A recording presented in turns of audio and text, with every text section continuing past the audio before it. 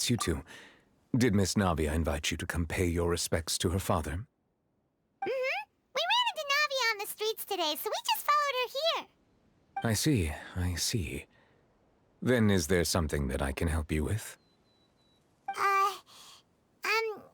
Well, it's pretty hard to run into you like this since you're usually super busy. So we figured we could try to ask you a few questions, if that's okay. Please feel free. Though outsiders, you helped us solve one of the greatest mysteries in Fontaine, and it would be my pleasure to return the favor.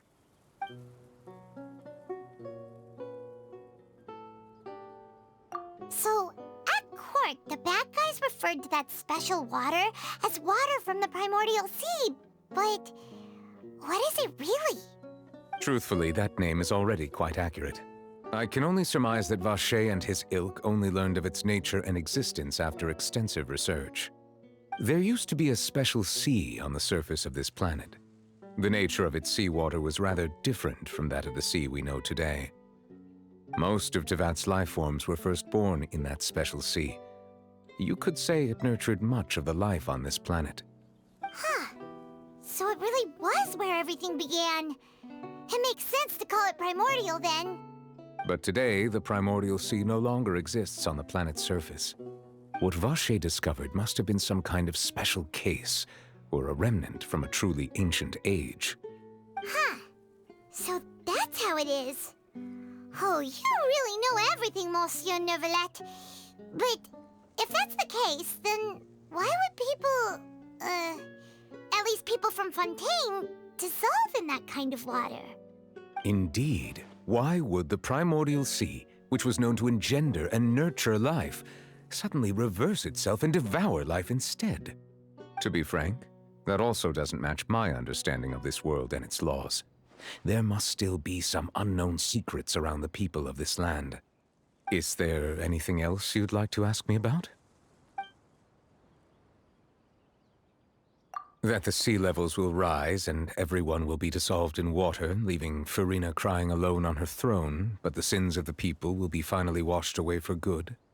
Does that appropriately summarize the version you've heard? That's right! It was Linny that told us back then. And that about covers all the main points.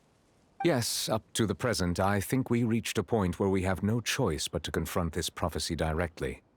Rumors have it that this prophecy is rooted in the last words the former Hydro Archon left to the world before she passed away. A prophecy? Of the former Hydro Archon? Wow. This is the first time that we've ever heard of it. Two parts of the prophecy have already proven correct. The rising sea levels, and the ability of the people of Fontaine to be dissolved. We should be more vigilant, and stay on the watch for further signs. Speaking of the prophecy, Farina has also always taken it quite seriously. Indeed, she has been collecting information and intelligence from across Tevat for this purpose.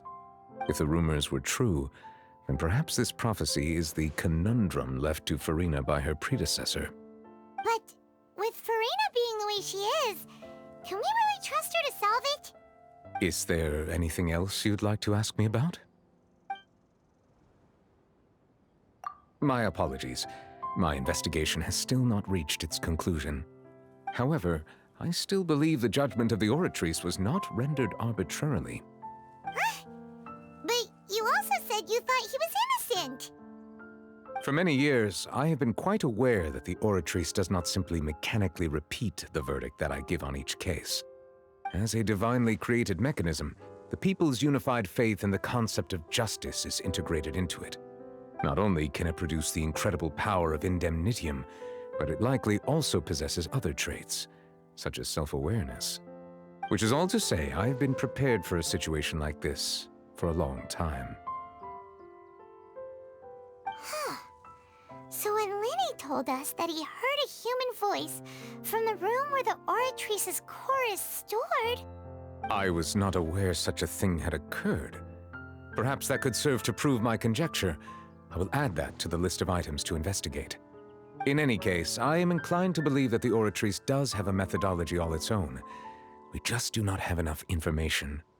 Based on Farina's reaction, I doubt even she had any idea what was going on.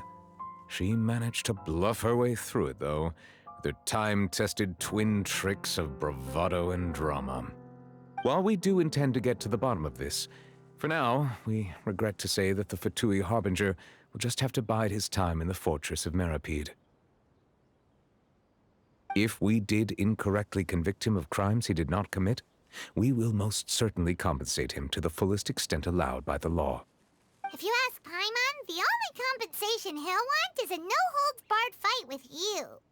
Is there anything else you'd like to ask me about? Your sibling, another blonde-haired traveler. I'm sorry, but I've never seen anyone who matches that description. If she ever stepped foot in Fontaine, I'm sure she followed our laws to the letter, and had no reason to appear on the stage of the opera Epiclese. Is there anything else you'd like to ask me about? Very well. It was my honor to provide you with what answers I could. I very much enjoyed conversing with you. It will soon be time for me to leave this blissful tranquility behind and return to Palais Memornia.